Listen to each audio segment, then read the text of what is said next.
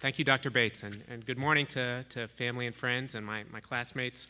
I'd like to start by congratulating all of you on the incredible effort and intelligence and compassion that have brought you all through the last 4 years. And in particular, I think equal congratulations are due to all the parents and the significant others and the children and the siblings and friends and pets who have helped. Emmy, I'm thinking about Peanut, who have helped carry us through the challenges of the past 4 years. Medicine can be really relentless in the demands it makes on our loved ones, so I can't overstate the degree to which today is an accomplishment for them as well. And I'd like to, in particular, thank my wife, Emily, who's put up with moving 3 times in 3 years, who's coached me through exams and applications, and who's been my guinea pig for countless fundoscopic exams and Babinski tests and all kinds of other minor forms of torture. So finally, I'd like to thank the faculty who really created this program and who have been incredible mentors for us and supporters of us over the last 4 years. Dr. Bates, Dr. Linder, Dr. Trowbridge, Dr. Bingyu. The fact that we're here celebrating this 5th graduating class from the Maine track is really a testament to how dedicated they are to medical education and to the health of the state of Maine. So if we could, for all those people that I just congratulated, just a round of applause.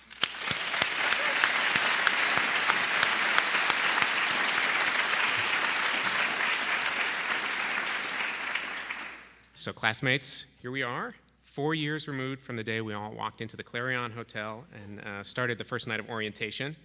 So I thought it might be satisfying at this point to run a couple of numbers. So by my calculations, we've each taken 41 exams during the past 4 years, and that includes 3,903 multiple choice questions.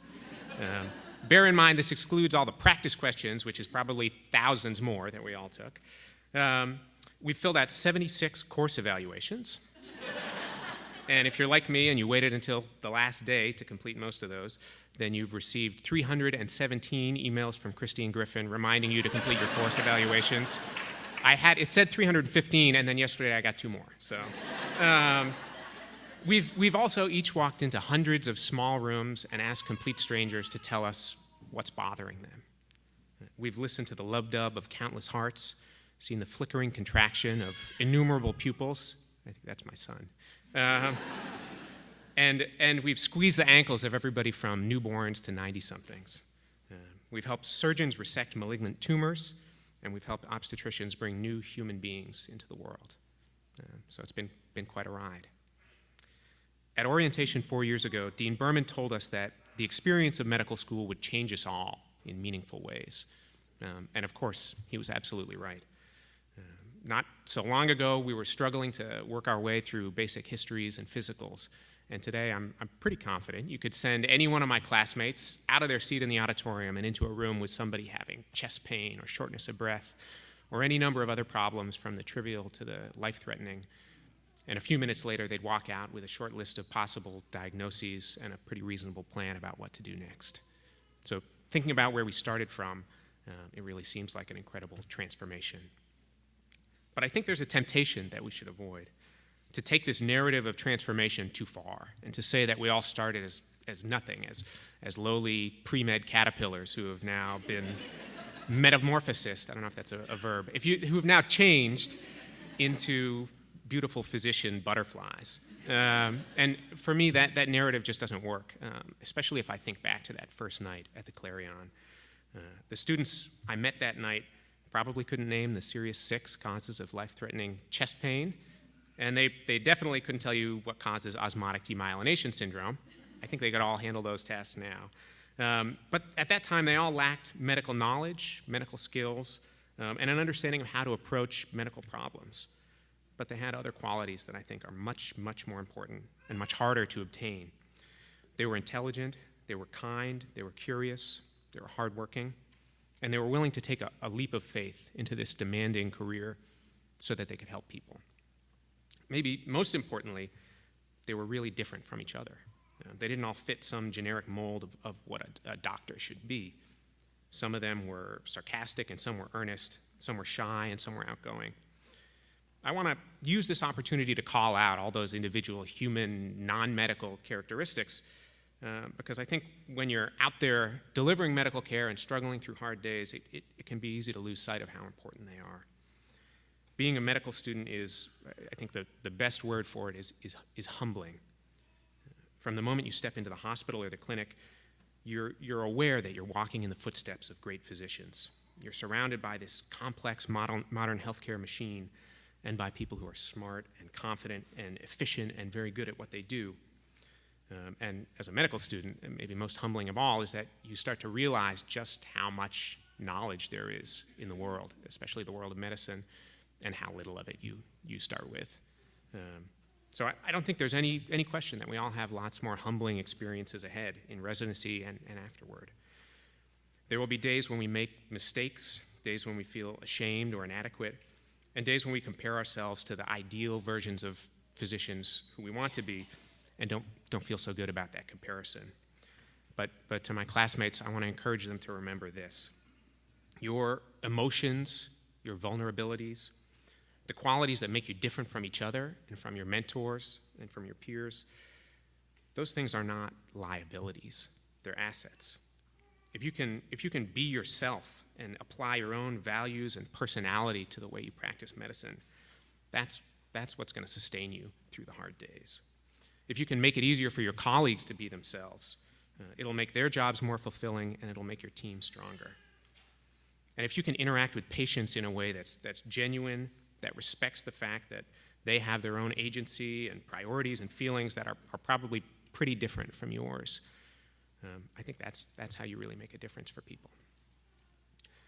Last year, I took care of a patient who I'll call George. George suffered from a chronic illness, and as a result, he'd been admitted to the hospital many, many times. I liked George a lot. He was very quick-witted, he was a great conversationalist, and I always knew I kind of had to be on my toes when I walked into his room, because otherwise he was going to turn that quick-witted, sarcastic wit back on me. On the morning of his discharge, George was especially kind of quiet. He didn't quite seem himself. And I performed my exam, I wished him well, and I told him how much I'd enjoyed getting to know him. And George started to cry. He told me that his wife had just passed away 6 months earlier. And since then, he'd barely been home. He'd gone from one hospital to a rehab center to another hospital to another rehab center.